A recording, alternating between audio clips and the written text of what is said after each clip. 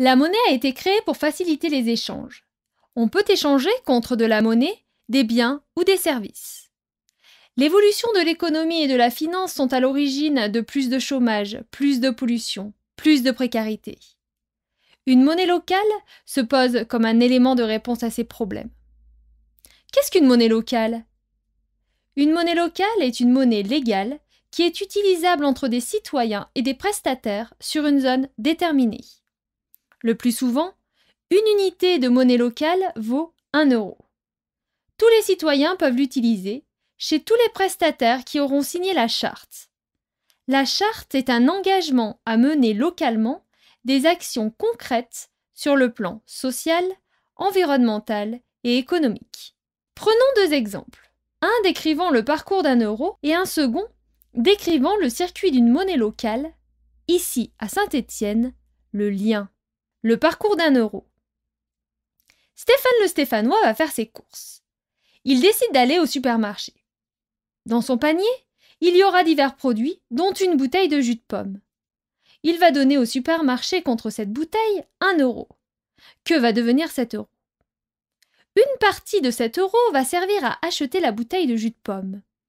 Dans le but de faire toujours plus de profit et d'attirer un maximum de clients avec des prix bas, les grandes enseignes vont faire marcher la concurrence pour trouver quel sera le fournisseur le plus rentable.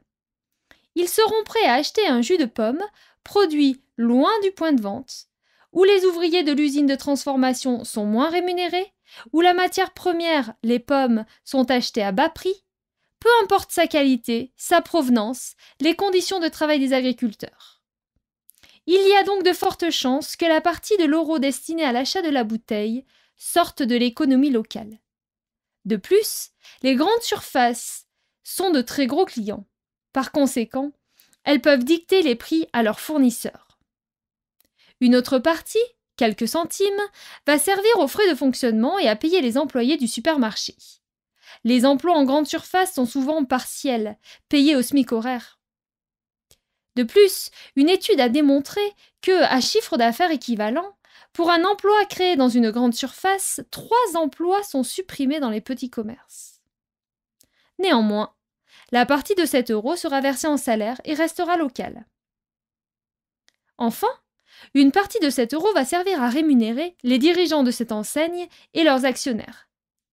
Leur objectif principal étant de réaliser un maximum de profit, leur intérêt sera donc que cette part d'euro soit la plus grande possible. Maintenant, prenons le circuit d'un lien. Stéphane, le Stéphanois, va faire ses courses. Il décide d'aller chez les petits commerçants de la ville. Dans son panier, il y aura divers produits, dont une bouteille de jus de pomme. Il va donner à l'épicier contre cette bouteille un lien.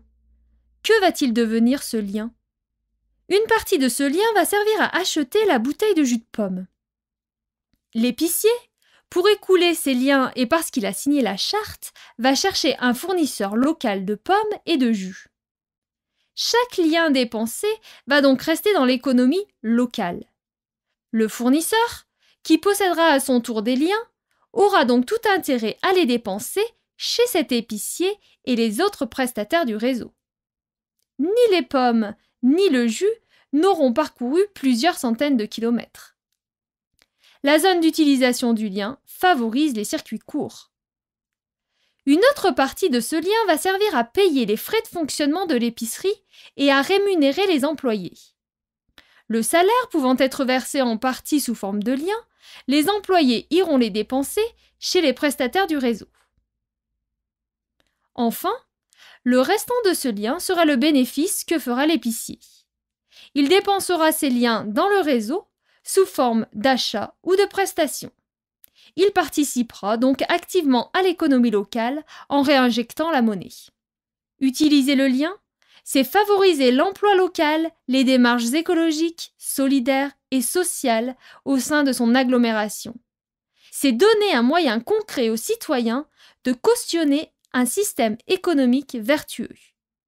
L'utilisateur aura la garantie que son argent dépensé restera dans le circuit local.